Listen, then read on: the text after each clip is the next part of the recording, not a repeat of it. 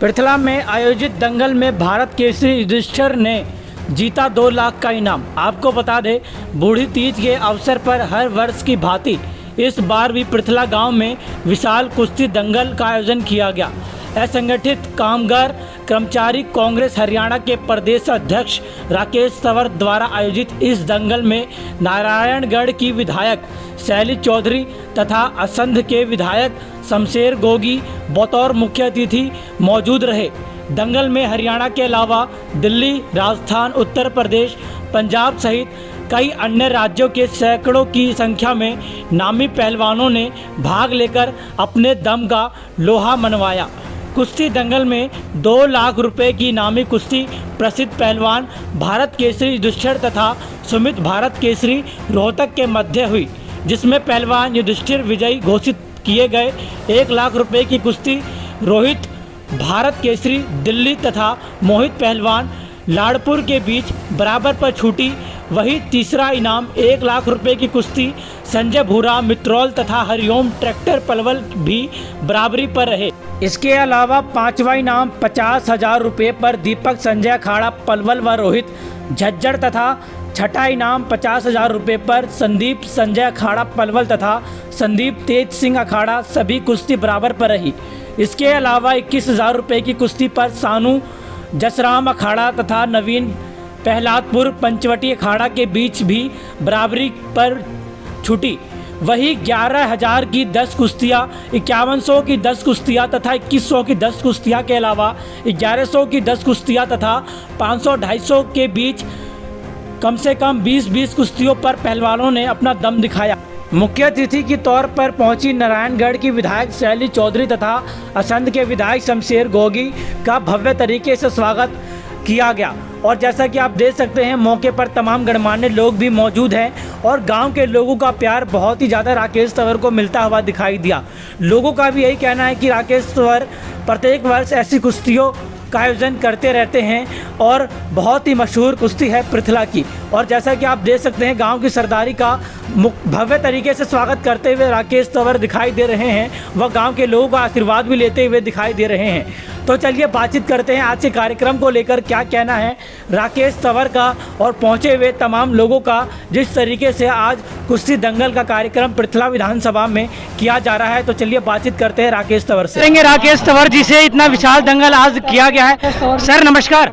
नमस्कार। किस लिए आज इतने बड़े दंगल का प्रोग्राम आपने रखा है गाँव में? ये दंगल का प्रोग्राम जो रखा है, दंगल का प्रोग्राम एक्चुअल में क्या है, ये सांस्कृतिक प्रोग्राम है, सदियों से चला आ रहा है। कोशिश हमारी इसको चलता रहे, तो इसलिए आयोजन हुआ है। ऐसा नहीं कि कोई स्पेशल प्रोग्राम हुआ है। बात करें जिस तरीके से लोगों का कहना है कि आप धार्मिक चीज़ों को लेकर लोगों के साथ चलते हैं और धार्मिक चीज़ों को जीवित रखने का प्रयास करते हैं, उसी तरीके से प्राचीन दंगल है। तो प्राचीन दंगल आपने पहले भी करवाया, अब भी करवाए, तो कब तक चलता रहेगा ये?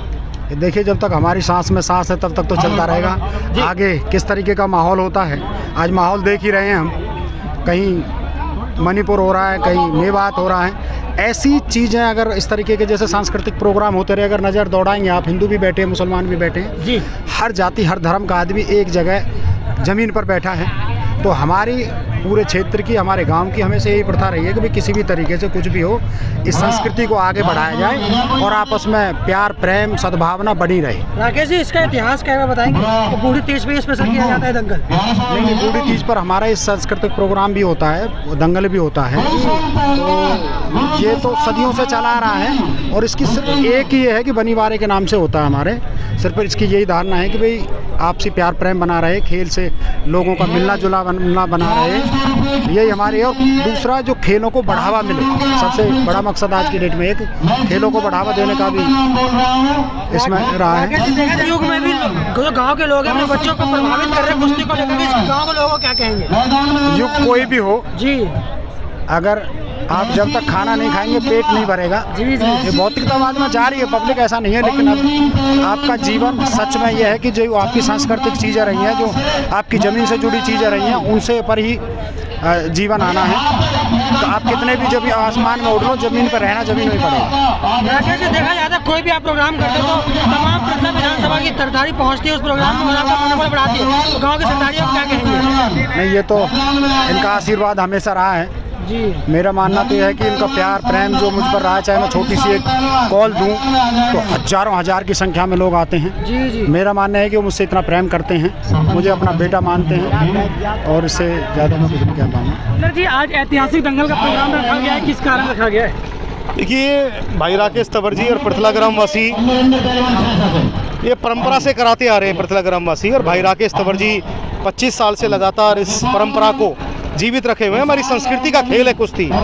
आपने महाभारत काल में भी भीम और जरासंध की कुश्ती के बारे में सुना होगा, पढ़ा होगा और महाभारत सीरियल में देखा होगा। तो मिट्टी का खेल है, हमारी संस्कृति और सभ्यता का खेल है, प्राचीन खेल है और ये हमारी परंपरा है। और हरियाणा हिंदुस्तान के अंदर छोटा सा प्रदेश है, लेकिन कॉमनवेल्थ, एशियन गेम या वर्ल्ड रेसलिंग चैंपियनशिप या ओलंपिक गेम्स, किसी भी स्पर्धा की बात करो, हरियाणा 60% से ऊपर मेडल अकेला हरियाणा भारत देश की झोली में डालता है। तो इस परंपरा को भाई राकेश तंवर ने बनाया हुआ है और ये दंगल इस परंपरा का एक बहुत बड़ा परिचायक है। भास्कर जी, दंगल जी, सब लोग ये जानना चाहते हैं कि आखिर राकेश तंवर है कौन, बताएंगे कि इनके बारे में कुछ?